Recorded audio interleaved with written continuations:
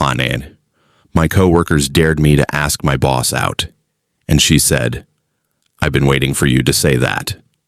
The dare started as a joke, one of those harmless end-of-the-day challenges people throw around when they're tired and giddy from too much coffee. But the moment the words left my coworker's mouth, my heart dropped straight to my shoes. "Ask her out," he said, nodding toward the glass office at the end of the floor. "Your boss." I laughed it off at first. Everyone did. Because who in their right mind asked their boss out, especially her? Her name was Emily Carter, calm, professional, respected by everyone. She was the kind of leader who remembered your birthday, asked about your parents, and stayed late to help you fix mistakes she didn't make. The kind of boss people trust, the kind you don't cross lines with, and definitely not the kind you ask out on a dare. But something about that moment stuck with me. I'm not the kind of guy who takes risks easily. I grew up believing you earn everything quietly, respect, love, chances, by working hard and staying in your lane. I'd been at the company for 3 years, slowly building a reputation for reliability. Emily hired me when I was barely holding myself together after my dad passed away. She didn't know it then, but that job saved me. She gave me time when I needed it, covered for me when I messed up, never made me feel small. That's how feelings sneak up on you, not loudly, but gently. I told myself it was just admiration, gratitude, respect, until that dare. All evening, I couldn't focus. I kept replaying moments I'd brushed off before. The way Emily stayed behind after meetings just to ask how I was doing. The coffee she brought me on late nights. The soft smile when our eyes met just a second longer than necessary. Still, I convinced myself it meant nothing. I was wrong. The next morning, my coworkers wouldn't let it go. They teased me, sure. But there was something else too. Encouragement. "Worst case, she says no," one of them said. "Best case," another added, "your life changes." I didn't know it then, but that sentence would echo louder than anything else that day. That afternoon, Emily asked me to stay back after a meeting. My stomach twisted.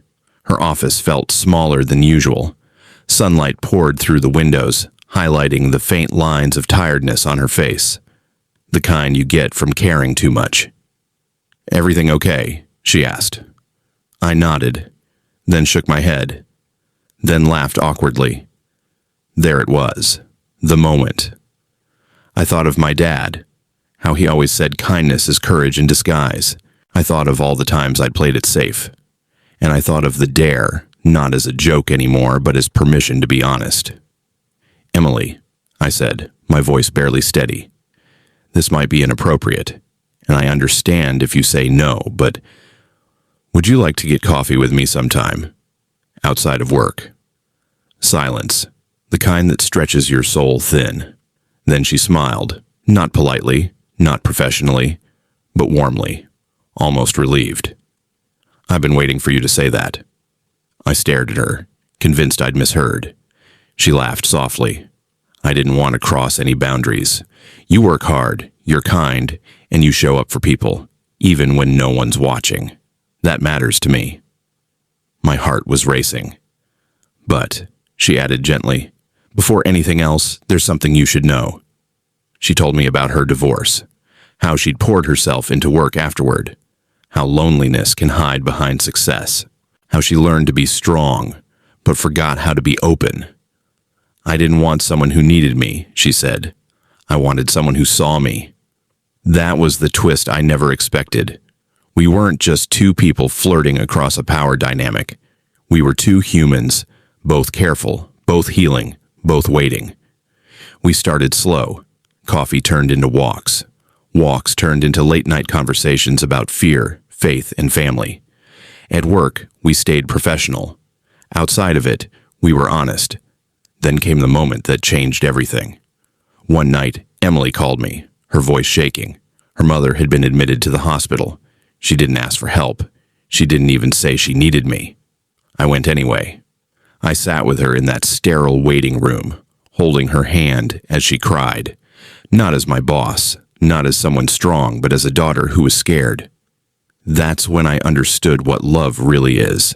Not grand gestures, not bold confessions, but presence. Weeks later, her mother recovered. Life settled, work continued, but something had shifted. At a company event, Emily stood beside me, not above me, not apart, just beside. And in that moment, I realized the dare wasn't the turning point. Kindness was. Her kindness when she hired me. My kindness when I stayed. The courage to be human with each other. We don't talk about the dare anymore. We talk about building something real. Because sometimes, the bravest thing you can do isn't asking someone out. It's letting yourself be seen. And sometimes, when you finally take that step, you realize they were waiting for you all along.